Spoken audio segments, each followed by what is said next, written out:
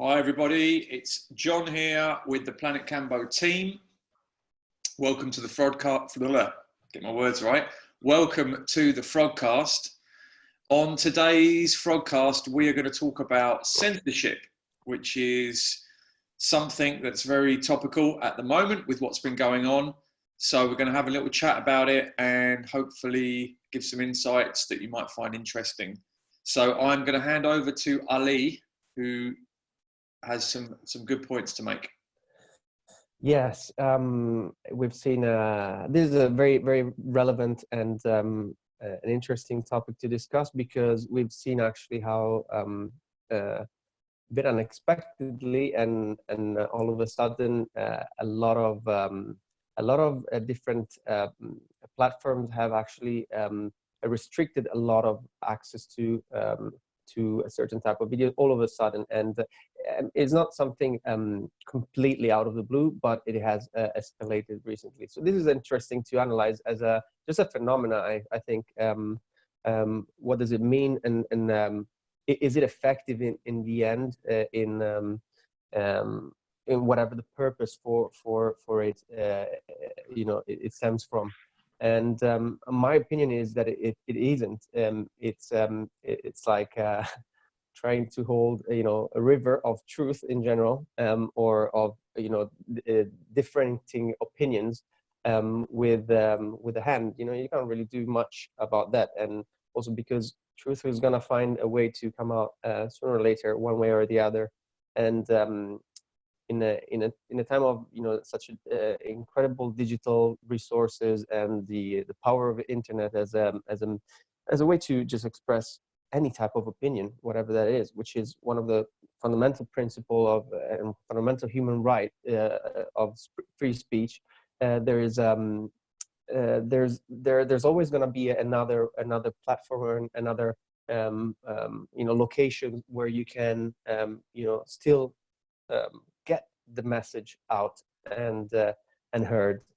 So it is like a buying time tactic, I guess, more than anything else. But we've seen like some recent situations where this is actually happening more and more with the justifications that justifications actually is a very important word, an interesting one. And let me just get quickly into it. Justifying is trying to make right something that is wrong. In the word itself, it actually says it, and you can't do that. It's just as a logical fallacy. If something is wrong, it is wrong. And actually depriving a person of the potential to express an opinion on quite arbitrary reasons, it's always wrong.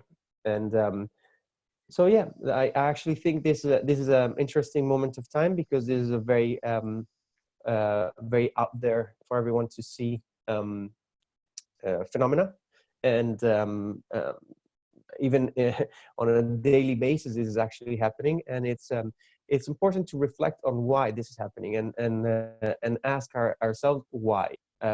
Is there something that it's so bad in those messages, or so important in those messages, that you're not allowed to hear?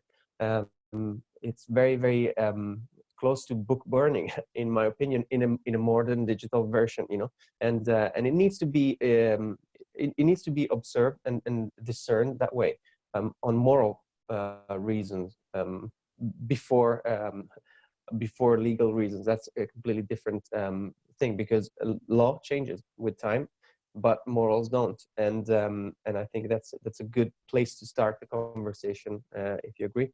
Like the morality of this act in itself, is it at all? And yeah, I'll give my 2 cents on it, and it's basically that if the justification is to somehow try and prevent any wrongdoing or kind of misinformation, well, that depends really arbitrarily on who is actually making that call, and what is the how do you actually define misinformation. And that's a subject I think has been going on from quite a while, since the kind of fake news back and forth, probably 2 or 3 years from the start of this charade, and it has brought a lot of questions as well on mainstream media versus alternative media kind of outlets of news or information, and how they actually relate to each other, and the power struggle between the two, because it is a power struggle ongoing. So yeah, that's my take. I think it really depends. The qualifying something as misinformation, it really depends on who's making that statement. And certain platforms use the fact that they are privately owned platforms to arbitrarily say that you can't, that is misinformation, when it's really not justified, maybe by facts and and data. So yeah. Yeah, I mean, I can pick up that point quickly, talking about judging what's misinformation and what's not. I mean, you get into the situation where you've now got big tech companies that are kind of becoming the arbiters of truth, and they see it's their responsibility to shut down anything that they think is false. But I mean, how do they know? So my whole opinion on this is that it's much better to have some bad ideas and misinformation out there, and people debating it on these platforms and saying, oh, okay, that's BS because of this, and this, instead of certain subjects and certain topics just getting censored straight away because the tech company decides that it's false. And I mean, something that's been going on with this whole censorship debate is that, like, from a legal standpoint, even though these companies are private and may have their own community guidelines, there's the argument that they serve a public utility, because they've basically got a monopoly on, like, the social media sphere, and everyone kind of uses these platforms, and it works as in a public utility. And there's I mean, London Real brought this up, but there's a precedent where the London Stock Exchange is the company overarching the sales and trading of shares on the open market, and they're technically a private company, but they went to court over this, and because they serve a public utility, i.e. the public have to use them to be able to sell and buy shares, that means that they have to abide by the laws of the countries that they do business in. And in most Western developed countries, one of the big laws is freedom of speech. And at the moment, it seems that that's under attack from a lot of different angles. So yeah, that's interesting what you said about the stock exchange, even though it's a private company, because the public have to use them in order to trade. There should be what's the word? Not legislation, but there should be protocols and procedures that need to be followed, because otherwise they can just act in their own interests, which is what large companies will do. Is they'll act, their own interests will come above truth. Yeah. The stock market is actually quite interesting because there are certain, for example, if you are, for example, a trader, as an example, there are certain brokers which only allow you to sell the stock, to buy the stocks now. Even though there's a stock market crash and there's a crash in the economy due to COVID, they have actually restricted all positions by all buyers or sellers just to buy the stock. So you only have the option to buy it now. So there are many information sites and sources out there that state this economic crisis is going to continue potentially, and the stock market is going to get worse. And I think this is kind of like a foreshadowing. And knowing that the stocks will probably go down, the public are kind of forced to only go long in certain positions in stocks. And they literally restrict anybody who's trying to short, who's trying to sell the stock instead of buying it. So that's kind of interesting. They kind of try and control the profit and how it works out for them in their best interest, just as you said. Yeah. Yeah, so they're putting in restrictions on shorting stocks now, which is basically betting against a stock, like betting that a stock will go down. Yeah. Yeah. Which is a form of manipulation in the end, and that's actually precisely what you don't want to happen on a major platform of digital media. I mean, which is happening actually all over, and that doesn't make them any more really social platforms, but they become they sell a specific product with a specific aim or opinion bound to it, or or maybe they actually do the bidding of whoever is actually mostly in control of the shares of that company. But on the other hand, they market themselves as a place where everybody can share their opinion, or like a place to share freely your ideas, which is not, and that is not anymore since a while, especially when the shadow banning and the monetizing of many channels started happening, and that's a very partial and in my opinion shameful and immoral act to do, because it's a way to regulate the income of people who are well famous or are very much followed. So it is also going somehow on the against interest of the platform itself as a platform, so a place where you can just share your ideas, whoever you are. And it goes towards more, the regulation of what information is going through, is managing to get out loud. And there are so many examples of that, which I think is not very, is for each one, who listens to this to research for themselves. But there are really, really many situations that especially recently, even in the last 24 hours, that of this happening, and it is getting worse, and it's not necessarily something that's helping even whoever has got the aims of actually pushing for some ideas rather than others into them reaching their objective. And the reason is because, as I was saying, I think in the end the message is going to come out one way or another, and actions speak louder than words, and these are clear actions and are clear. There's an intent behind them, and they're staying there forever. They're not going anywhere, for everyone to see and to make their own opinion about it.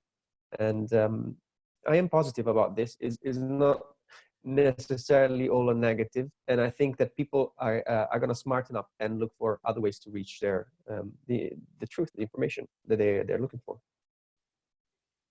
James, what are your thoughts on this? Well, I'm interested in the first instance on what it is that we mean by freedom of speech,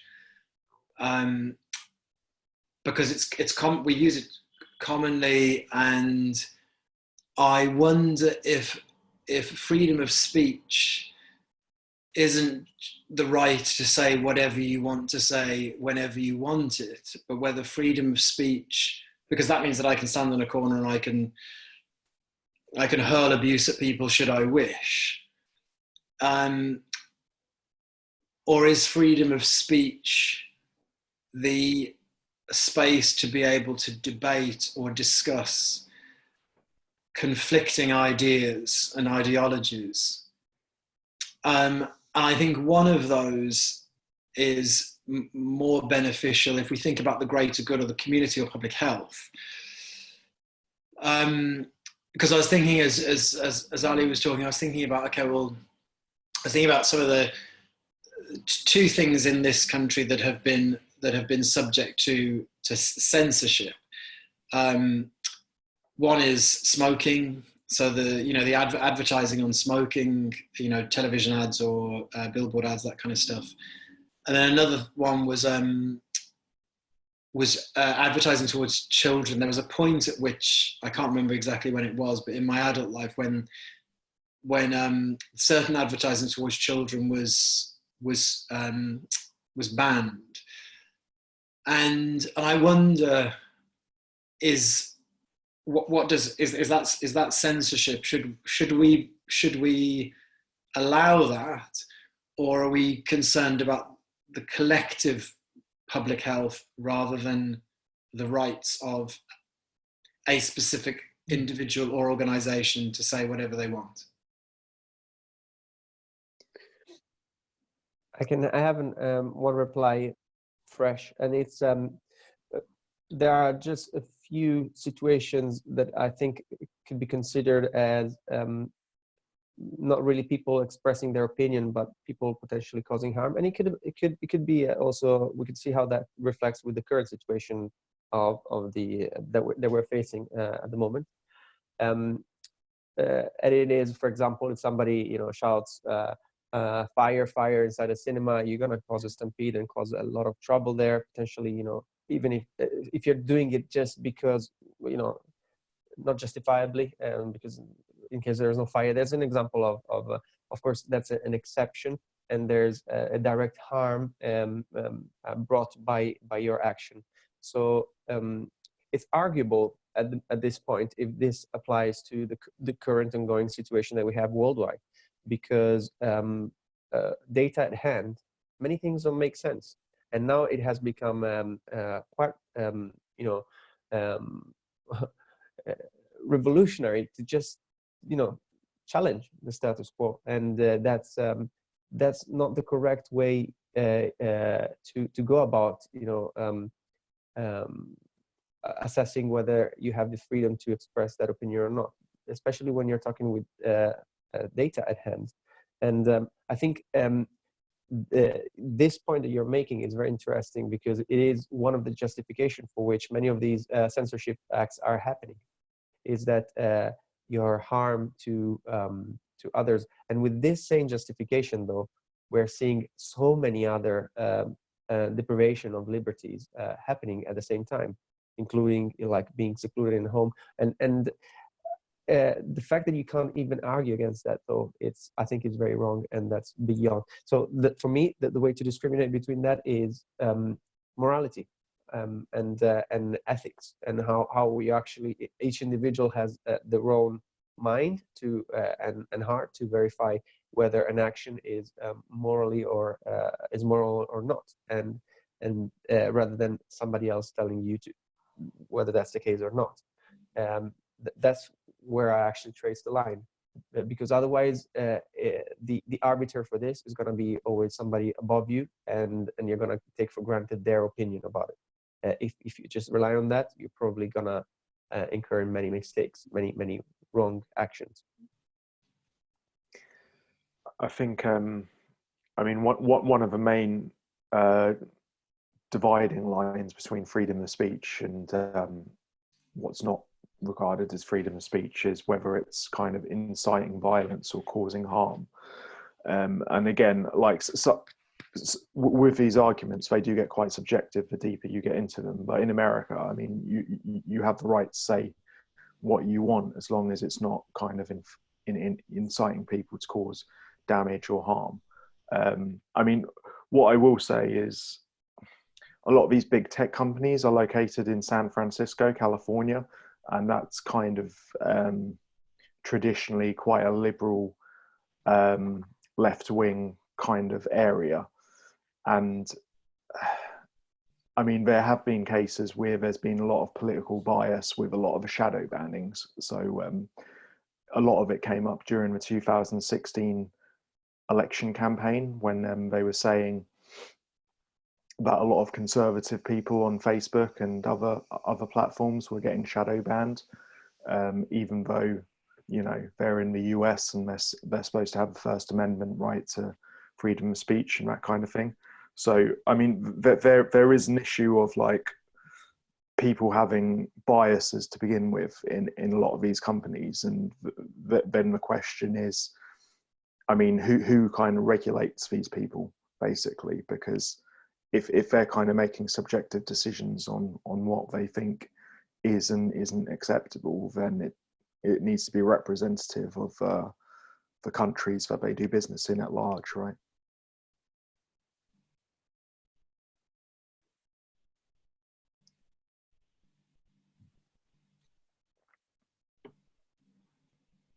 So yeah, that's my 2 cents. I wonder whether there's the internet has enabled, it's kind of like polar opposites. It's almost like, kind of, if you think about, like, big tech companies with, tremendous reach, huge reach, and the potential to utilize that kind of reach for individualistic gain, versus the use of the internet, where now we have, people can access information about other places, so they have the choice to source their own information wherever they want to get it from. And so that takes away a certain amount of power, for want of a better word, from the kind of authoritarian state, because it gives us a certain amount of freedom to be able to say, well, hold on a second, this is being offered to me, but I'm not quite sure that this works for me, so I'm going to go and look elsewhere. But I think almost at the polar opposite of that, that big tech site is like, I was reading about, and this is like misinformation and the proliferation of misinformation. I was reading the other day about the, in the 2016 elections, when Hillary Clinton's emails were released. They were, I can't remember whether it was hacked or, and the performance artist Marina Abramovich, who, I don't know if you all know who she is, but she's been a performance artist using her body to to expand her sense of what she feels, both with her body, her consciousness, spirituality, for like 50 years. It's a really long time. And she was mentioned in one of these emails. And this email was kind of taken and became a catalyst for, what I would say is, a very kind of hardcore alt-right mentality kind of internet user, who then pushed this back into the internet, saying, okay, well, we've got this email. It mentions this thing called spirit cooking, which is the name of a piece of work of hers from, like, I don't know, like 25 years ago, something like that. And this piece of artwork was then manipulated and transformed into evidence of her involvement in satanic practice. And then previous pieces of work were then taken, so images of previous pieces of work, one that uses a pentagon, another one where she's cleaning bones. There's performance pieces of work were repurposed, repackaged, and then sent back out into the internet saying, this is what this woman is. And actually, it was almost the antithesis of what her work is about. And I read an interview with her talking about how, out of that moment, she had been on the receiving end of, daily death threats, for years, because of this, because that piece of information was taken, it was warped, and then it was thrown back out into the world.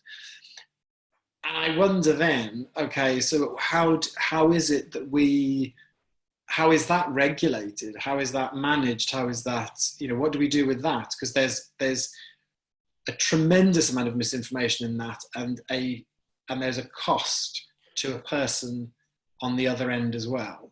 And I wonder, what does it look like? Do we accept that the internet has complete freedom of speech, which has the potential to be incredibly detrimental to people, or do we ask that it has limitations on it?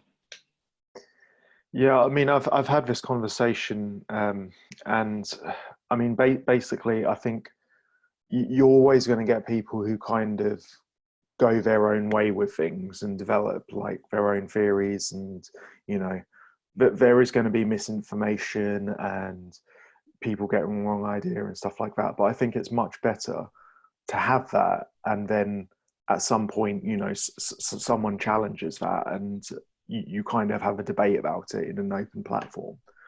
And then that way, both sides of the argument can be heard. Because when you just shut something down and censor it straight away, it kind of radicalizes those people even more.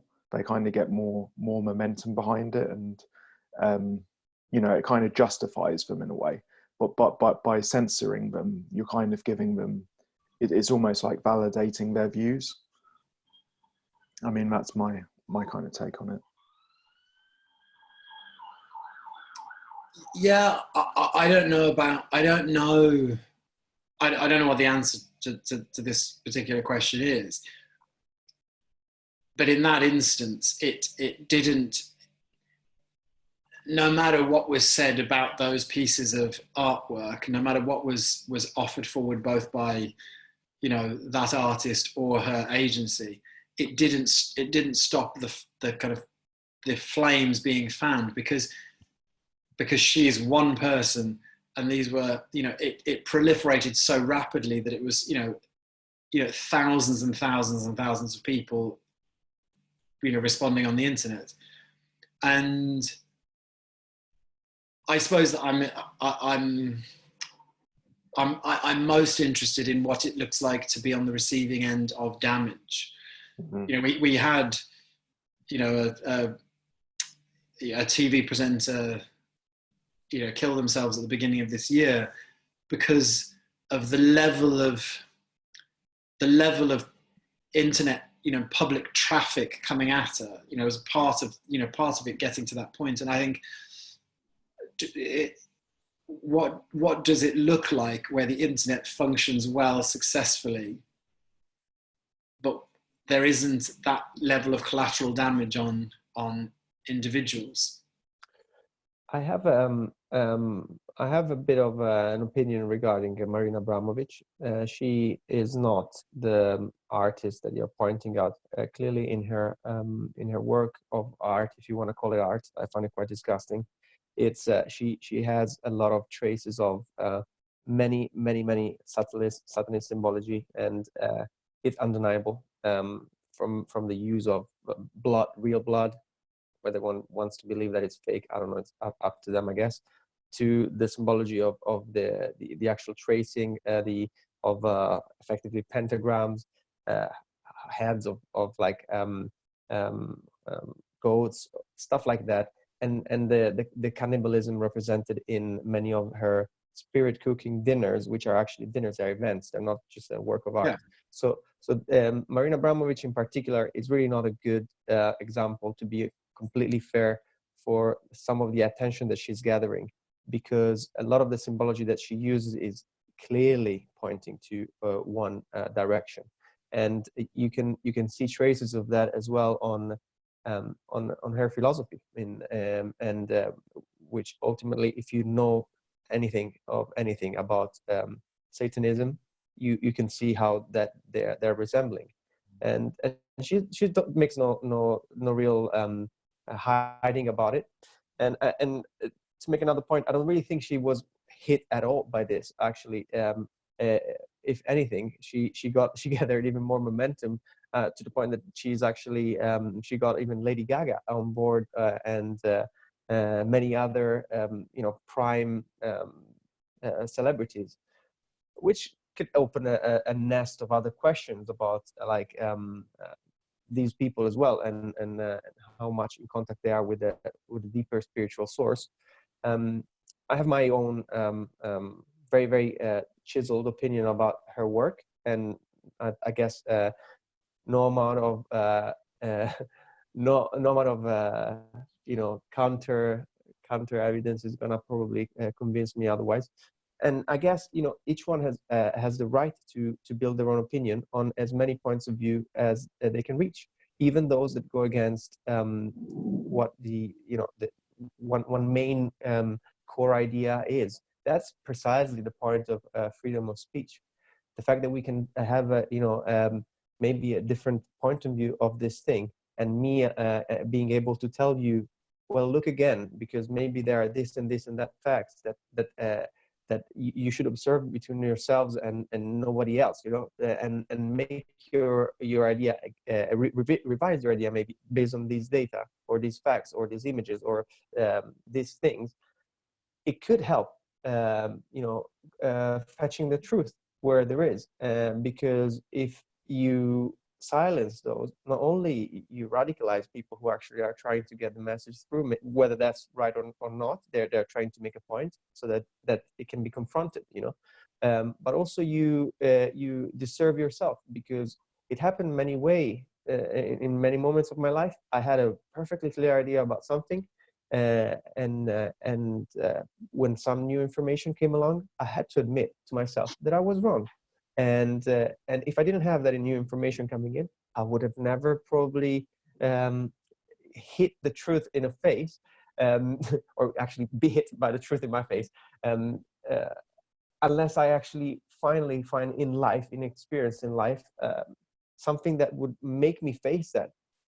So in a way, freedom of speech is a shortcut to figuring out stuff in your life, I think, because otherwise you're behind a fog barrier of one single opinion available. Yeah, I think the spreading of information on the internet is not really the problem. I think it's our reliance and attachment to particular sources of information, or the lack of discernment, perhaps, from our end. When we get so much information and sources coming through, it gives us a signal to sort of grow and get beyond just attaching yourself to anything that comes your way, and instead just using discernment, focus on what really truth means to you, what truth means to you ultimately, and what is your reality. And it's actually a good way to, I guess, grow.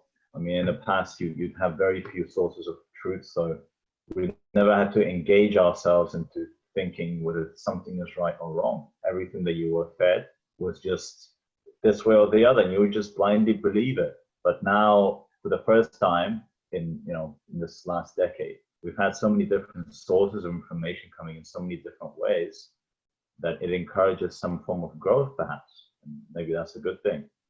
I think information, freedom of speech is always just a tool. It's a tool to open up. And as with any tool, as with any such thing, it can go both ways. But when it goes one way, it'll always go the other. So you can always swing between believing in something and digging a hole for yourself, but then coming out of it. And it's like you get in and out, and eventually you get somewhere, I think, at least. Yeah, I mean, just following on from that, we're kind of evolving with the internet. It's only a new invention, and I mean, I guess it still reflects like a lot of human nature, but we're kind of learning to adapt and live in a world where it's all interconnected at a touch of a button, and you can send a tweet that kind of wipes, like Elon Musk the other day wiping 10 billion off his share price because he said it was too high. We're kind of in a world where we've got these devices now which can have a lot of influence and impact very quickly, and send shockwaves around the world. So we're kind of still learning to deal with it. And in terms of regulation, like regulators are always one step, at least one step behind the new technology that's coming in. So they're always having to play catch up. But yeah, I mean, it's something we're still figuring out, essentially. But I mean, I see the trend with what's going on now, and a lot of people feeling that they're censored, and I mean, people used to say before that like what these tech companies are doing are fascist and stuff like that, and I thought that was like hyperbole and exaggerated, and these type go a bit over the top. But as it kind of progresses, I mean, like Ali said, this is kind of a modern day equivalent of the burning of the books in the 1930s and 40s. And I mean, so at the same time as this is going on, a lot of decentralized platforms are being created where you can host any kind of content and it can't be taken down. And I think that's where it's going to lead to. It's going to lead to a decentralized internet where no one really controls it, but there's different kind of spread out nodes and points where there's collections of information and it's kind of stored there and protected, and that's going to lead to problems, because you're going to have anything and everything that's kind of part of the human experience, or like a reflection of human nature on there. And yeah, I mean, it's just going to be all out there. So you're going to have criminal elements and all that kind of stuff on there, and it's going to be protected. But I mean, hopefully, like, things will get better, but because of it, like, the technology will kind of facilitate a lessening of maybe the uglier sides of human life. That's the hope, anyway. I think a lot has to do with the level of consciousness of the civilization as well. So if we were, I don't know, let's say in whatever, 100 years, 300 years, 1,000 years, when the level of consciousness of the human race has evolved to a point where there wouldn't be people trying to damage other people with misinformation. Because essentially when everybody wakes up, which is what an advanced civilization would be the truth, and people waking up to the truth, then there wouldn't even need to be an issue of censorship, because people wouldn't be operating as discrete, sort of separate individuals. That's the problem, really, is that everybody's out for themselves, and the general level of consciousness, although it's higher than it was 100 years ago, it's still pretty low, and people are gullible. So when things get said online, somebody will watch a video or read an article, and then without even questioning where it came from or the validity of the source, will say, "Oh my God, there's truth. That's it. Look, so and so said that. It must be true." And yeah, it's really tricky. There's no right or wrong answer. It's the same with like a government. We in some ways, we all complain about the government, and and it's the difference between government and anarchy. Like, an anarchist would say, "Oh, we don't need the government." But if you look at countries or places where there's no government and there's low levels of consciousness, then you get like horrific, like you'll get rebels take control of the streets, and there's rape and murder and cannibalism and all these, like, you look at certain parts of the world, certain parts, I think it's like Africa, like the Congo and these places where governments have been overthrown and rebels take control of the streets, and it's just it's just a free for all. People just out for themselves, doing whatever they want, pillaging and God knows what. And you do need a government, even though you kind of don't. The government, you could say, well, the government is infringing on our rights, and they're just restricting our freedom and this and that. But at the same time, if we were just left to do whatever we wanted to at the state that we're in, as a level of consciousness of where we are, then things would rapidly escalate into carnage. But I think as we evolve, we'll reach a point where you won't need a government and you won't need censorship, because we will govern ourselves and we will naturally censor ourselves. But right now, I don't know what the answer is. There's arguments both ways. I think maybe the answer is not to have one extreme or the other. It's not to have complete freedom of speech, and not to have Nazi censorship, but something in the middle. But then who decides it? Who's the authority that says that Ali already touched on this. Who has the right to say these things? It's a whole can of worms. I mean, it's really don't know where to even begin with that. This is why I, rather than actually using an external kind of arbiter for these type of things, because that of course brings the point to the line of like where does this person actually, or the entity or institution, draw the line? It probably should be an internal discriminant of right versus wrong. So if you're harming somebody or not, as Nick was correctly saying, if you're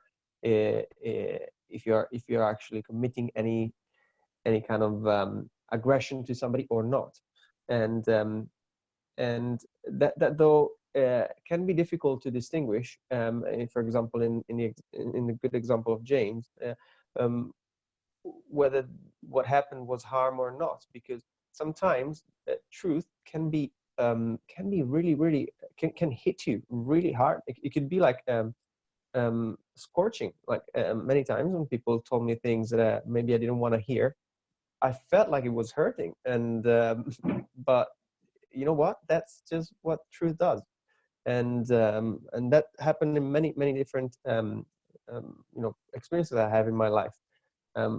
Many times the things I didn't want to hear were exactly what I had to hear, what I needed to hear, and that's precisely where the discrimination actually helps. You need to look for an inner source of that of a discriminant, whether that's right or wrong. Not even your thoughts. I think are a good helper that way. Its intuition is like is based on much deeper roots than simply what the culture of the moment defines. And for what regards actually your point, James, John, on on anarchy versus the government, I have elements to argue that many of the lower consciousness situation we are finding ourselves are actually caused by statism, like the blind belief that somebody else externally is able to discern better than us what is right and wrong, and has the power to actually,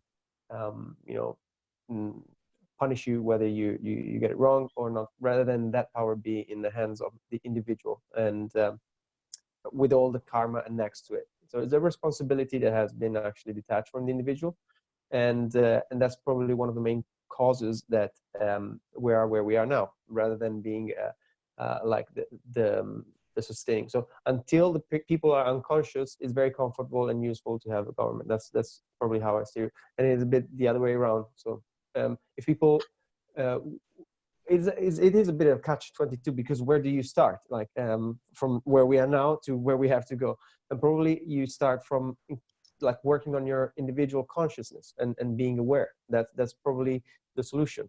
And because that's what's going to raise it enough. Yeah. I think just one more thing. I think the government in some ways is actually quite a useful thing to have for us, because it gives us a chance to rebel in a way. It's because you can see government as a controlling force, implying its own laws and rules in a very kind of obvious way that it's just looking at you, and it gives us a way to kind of innovate and pioneer and get into our own small communities and kind of introduce our own laws and ways of being and living that are different to the government. It gives us a sense of motivation to know that we are doing something that is different from what is expected. I think without that form of control, there wouldn't be the possibility to get somewhere, or to have this sort of rising motivation to change something or to grow from. And just the last point I wanted to say, when we say truth and being awake, what do we even mean by truth? I think in our way, when we see our reality, it's kind of like a simulated reality that's projected from our ego, and what we perceive to be awake for many of us, and the idea of truth, I think, is always different. When you think you've got the truth, it's not really the truth, because there's always more to go. And then you realize, oh, well, hold on, this is the truth. No, I've really got it now, but then you haven't. And you realize, oh, I know something now, I'm really there now, but you never are. And I think maybe the real way for us to grow is, as Ali said, is to come out of the way of using the mind, thoughts to judge what the truth is, and come into the heart space and intuition to naturally guide yourself through your own means to the right path, through the right way, just being more present. And that way you're actually taking the next step, perhaps, to evolution. Just stopping trying to chase the truth and let it just sink in, knowing that you are already it. If you just allow your natural heart intuition to work for you in your best way possible. Yeah, well, this would take us down a whole nother road of discussion about enlightenment and what truth is. But when truth in the absolute term is not, it's not a conceptual truth that you can know. It's like you were saying, Nick, it is what you are. There's just what is happening. That's the truth. It's just what is as it is, as opposed to what your mind tells you about what's happening. And there is an absolute truth that can be woken up to, and it's undeniable because it's what's happening. Can't, you know what I mean? It's like once you see it, it's obvious. But I think we should save that for another chat, because that will go on for hours and hours and hours. But yeah, it's most people wouldn't even entertain those kinds of discussions or thoughts, because they're so stuck in their paradigm and their conditioning that it will be like trying to explain color to a blind person.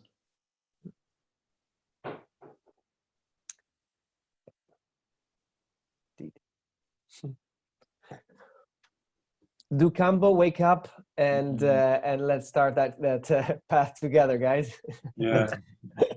We will have to do a podcast on that topic, but it's a big one. So we can break it up. It can be like a 1, 2, 3 part series. Or something. Yeah. I mean, we were going to, before this whole situation happened, we were going to do it, weren't we? Yeah. You and I. But yeah, it's a multifaceted thing that we could do 100 podcasts on it. But anyway, for another day. It's a good place to wrap it up. So, and any final thoughts before we go, James? Putting you on a spot now. Well, actually, the only thing that had come to my mind after what John, Ali, and Nick were talking about in relation to government was that I am fond of the concept of eldership. So having people in life, or who sit in a way to offer mentorship, eldership through life in whatever way, shape, or form that may be.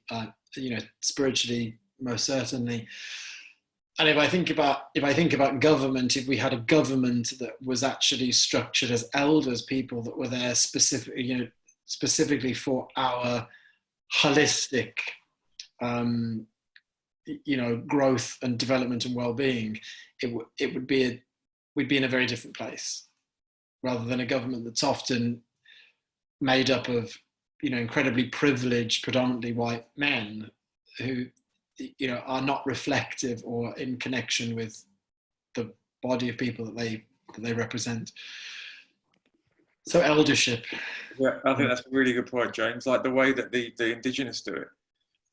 Yeah. You have elders there, and they're the wisest ones that have the most experience, so therefore they should be the ones that are respected the most. Yeah. And I think the elders raise the children as well, and the whole village would raise the children. So it's a completely different structure, and it kind of makes sense. The older you get, the more experience you get, the wiser you become for the most part. So those are the people that should be making the decisions for the masses. Absolutely, good point. Okay, guys.